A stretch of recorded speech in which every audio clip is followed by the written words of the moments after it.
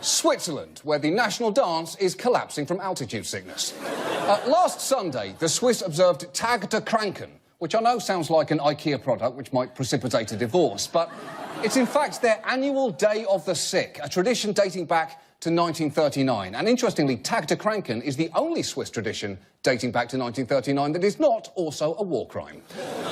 The theme of this year's Sickness Day was laughter, and no one embraced the theme more than Swiss President Johann Schneider-Ammann, who gave a speech on the subject without cracking a smile once.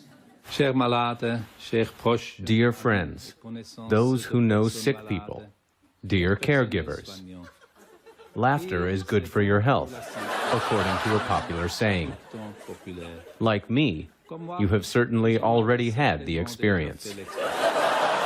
Have you, though?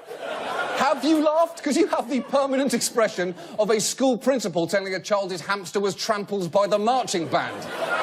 His speech was so humourless, one media outlet noted that he was about as funny as a funeral director, which is a little unfair to funeral directors who tell all kinds of great jokes. For instance, knock, knock, who's there? Well, we know it's not your uncle. And the frustrating thing is, it's not difficult to make Tag de Kranken funny. Just look at its official logo.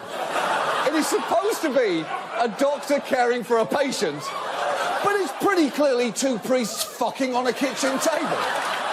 I assume that image beat out their other logo designs, such as doctor leaning over to check patient's pulse, doctor assisting a vomiting patient, and an orgy, just an actual orgy. But I'm sure the Swiss president would see no humour in that, as he seems to be very clear about the rules of what constitutes comedy. A cynical laugh, with the goal of derisively mocking a person, is not a good laugh, in my opinion.